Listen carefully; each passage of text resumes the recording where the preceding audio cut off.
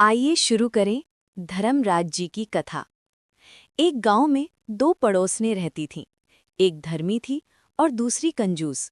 धर्मी औरत पूरे नियम से धर्मराज जी का व्रत करती और रोज अपनी सामर्थ्य अनुसार चीजों का दान धर्म करती रहती। दूसरी ओर थी कंजूस औरत, जो सिर्फ अपनी संपत्ति जोड़ने में लगी रहती।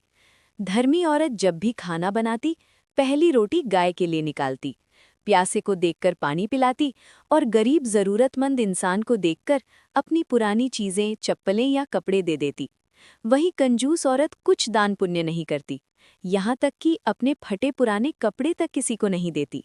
और धर्मी औरत दान पुण्य करती तो वो देखकर सोचती कि ये औरत सिर्फ अपना घर खाली कर रही है। समय का पहिया घूमा और दोनों की एक ही दिन मृत्यु हो गई। यमदूत उन्हें लेकर यमपुरी की ओर चल पड़े।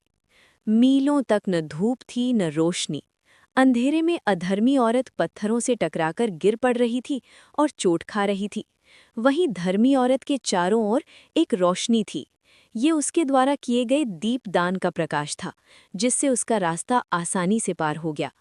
दोनों आगे चले तो रास्ते में वैतरणी नदी आई। पानी काला, खौलता हुआ और बदबूदार था। अधर्मी औरत जैसे ही पानी में उतरी, उसे बिच्छू, सांप डसने लगे। वो गले तक उस गंदे पानी में डूब गई। तभी धर्मी औरत के पास एक सफ़ेद गाय आकर खड़ी हो गई। धर्मी औरत ने गाय की पूंछ पकड़ी और वो तैरते हुए बड़े आराम से नदी पार कर गई। दोनों आगे चले तो मीलों लंबी आग जैसी तपती रेत आई और सूरज सर पर था। अधर्मी औरत के पैरों के तलवे जलकर काले पड़ गए और वो प्यास से तड़प रही थी। उधर धर्मी औरत के पैरों में चमड़े के जूते और सिर पर एक छाता आ गया। ये उसने जो छाता और चप्पल दान किए थे, उसका फल था। अधर्मी औरत ने जब पानी मांगा तो उसे खारा और कड़वा जल मिला, लेकिन धर्मी औरत को शीतल जल और भोजन की थाली मिली, जो उसने धरती पर बांटा था।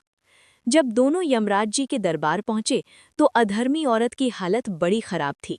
उसने गिड़गिड़ा कर कहा, प्रभु, मुझे अपनी भूल का एहसास हो गया है। मैं बहुत स्वार्थी थी।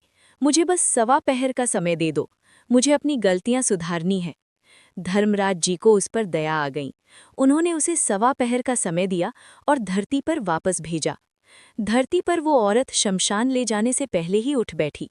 उसने एक पल भी गंवाए बिना अपनी तिजोरियां खोलीं, सोने चांदी के गहने निकलवाए, पूरे नगर में भोजन बंटवाया, लोगों को कपड़े, जूते और छाते दान में दिए, ब्राह्मणों को बुलाकर 108 घड़े पानी के दान किए। वो भाग भाग कर दान कर रही थी, क्योंकि उसे पता था कि यमदूत बस दरवाजे पर ही खड़े हैं। जैसे ही सवा पहर पूरा हुआ, वो यमदूतों के साथ फिर चल पड़ी। इस बार उसे न तो नदी डरा सकी, न ही धूप जला सकी। वो पालकी में बैठकर धर्मराज जी के पास पहुंच गई और पहुंचकर उन्हें धन्यवाद किया और कहा, हे प्रभु, अब मुझे समझ आ गया है कि दान पुण्य का क्या महत्व होता है।